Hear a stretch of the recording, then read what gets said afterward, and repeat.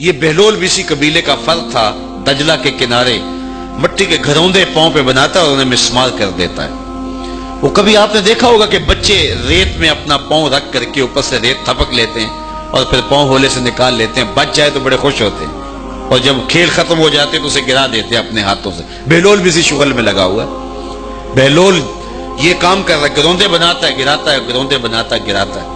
بادشاہ گزرا، پوچھا بہلول کیا کر رہے ہو؟ ہنس کے کہا جنت کے مکان بنا رہا ہوں۔ کہا بیچتے ہو؟ ہاں بیچتا ہوں۔ کتنے کا؟ 10 روپے کا، سیل لگائی ہوئی ہے۔ بادشاہ مسکرا کے گزر گیا، دیوانہ ہے، مجنوں ہے، اپنی موج میں لگا ہے۔ پیچھے سے ملکہ زبیدہ بھی آ رہی تھی، اس نے بھی دیکھا، کہا بہلول کیا کر رہے ہو؟ کہا جنت کے مکان بنا رہا ہوں۔ کہا بیچتے ہو؟ ہاں 10 روپے کا بیچتا ہوں۔ 10 روپے بادشاہوں کے لیے کیا ہوتے ہیں؟ 10 درم نکالے، اس کو دیا، اس نے دریائے دجلہ میں پھینک دیا۔ فقیر اتنی دیر تک فقیر نہیں بنتا، داتا صاحب فرماتے جب تک مٹی کا ڈھیلا اور سونے کی ڈلی اس کی نظر میں برابر نہیں ہو جاتا۔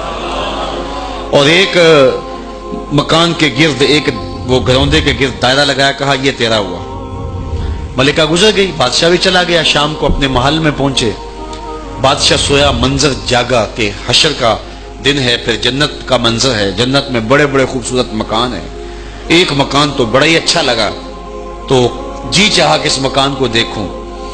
تو جب قریب گیا تو دروازے پہ لکھا تھا ملکہ زبیدہ۔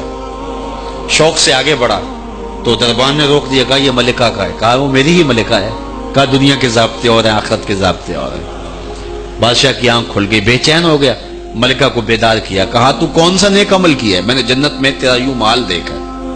ملکہ کہنے لگی وہی معمول کی نمازیں، وہی سب کچھ، کوئی نیا کام تو میں نے کیا نہیں۔ ہاں یاد آیا، کل گزر رہی تھی، دجلہ کا کنارہ تھا، وہ جسے لوگ مجذوب کہتے ہیں، وہ جو دیوانہ کہلاتا ہے، وہ بہلول، وہ جنت کے محل کہتا تھا وہ بنا رہا تھا۔ میں نے کہا چلو کوئی بات نہیں، فقیر ہے، 10 روپے کیا ہوتے ہیں، تو میں نے 10 روپے کا ایک محل خریدا تھا۔ بادشاہ سر پکڑ کے بیٹھ گیا، وہ تو مجھے بھی کہتا تھا۔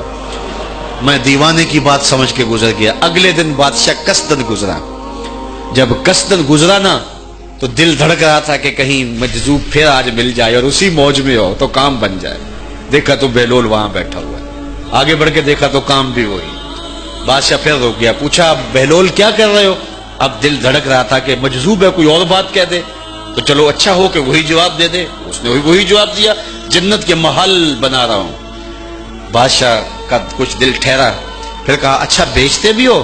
ہاں ہاں بیچنے کے لیے بنا رہا ہوں۔ بادشاہ ادھر جیب میں ہاتھ ڈال رہا ہے اور ادھر پوچھ رہا ہے کتنے کا؟ کہا آدھی حکومت لگے گی۔